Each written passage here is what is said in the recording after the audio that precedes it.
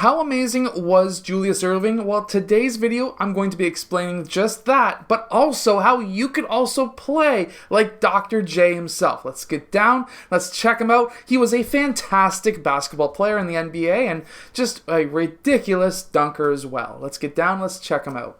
So something about Dr. J was his ability to play off-ball defense, his ability to get those steals, but also to throw down massive dunks on the fast break. So in this clip, basically, there was a wing to a high post pass. He was able to see that pass coming. He was able to tip it away. You don't need to go and grab that ball. You can tip it away.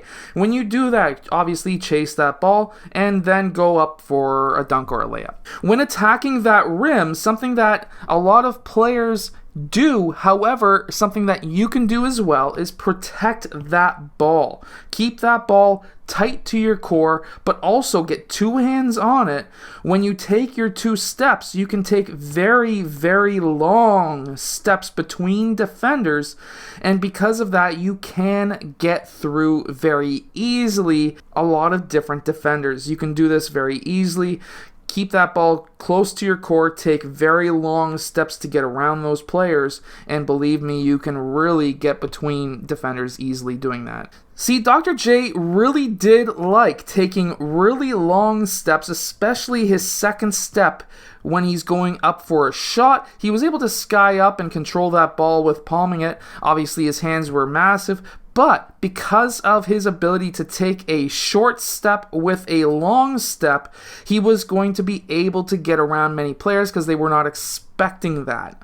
As we can see here, he gathers that ball, takes a quick small hop, and then a massive second step going up for that hook shot. Especially on a fast break. This is a 3-on-1 fast break. However, what we can see here is when he gets that ball, he takes a quick left step and then he goes straight up. He doesn't take two steps. He gathers on his right, goes left foot, and then goes straight up. Why is this important? Well, if he was to take a second step, he would have, in this case, allowed that defender to be able to time his jump and possibly block it. However, because he took one step, there was zero chance that defender had any ability to block it. Also, when you're known for dunking, guess what? If you go in powerful, if you go in two-footed, and you bring that ball low, like if you're going to be using every piece of momentum you got to go up for a dunk, guess what? There's going to be defenders who will not even contest it, and you can do whatever you want. So if you're able to dunk, if you go in with a power landing, if you go in for a power stance to get up into the air, there's going to be a lot of defenders who will just let you go for the dunk because they do not want to get posterized. And you can go up for a flashy dunk in that case.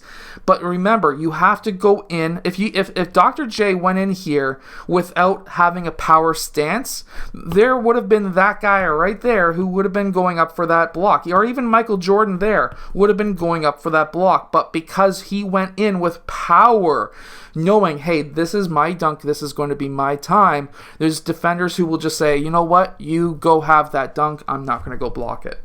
So here, he actually doesn't even do any fakes. He's looking like if he's about to pass it. He then quickly turns and attacks that rim and attacks that top foot of Michael Jordan's.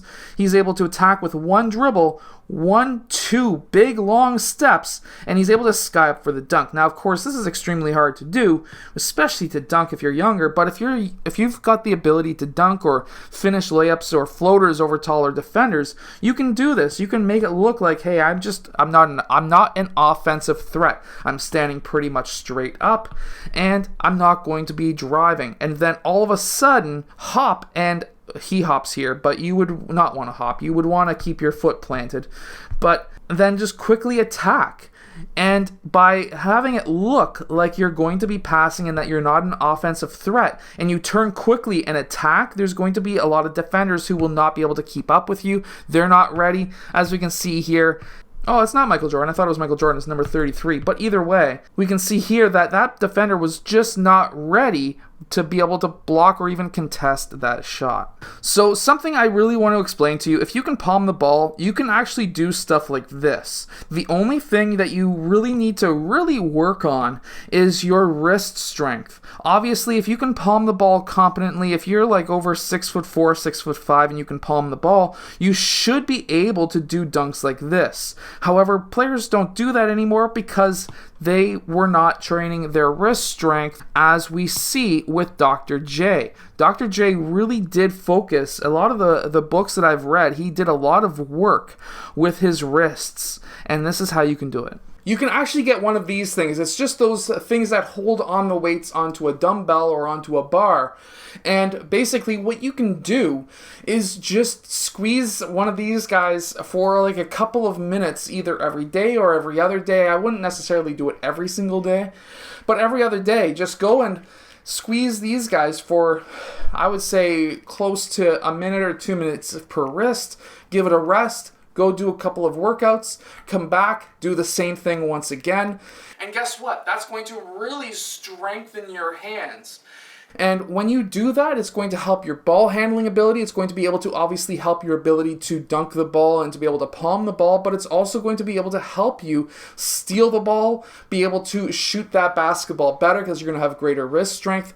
It's going to help a lot. Anyways, I hope that this video has helped you become a better basketball player. If it has, hit that like button and subscribe, and I'll see you guys again next time.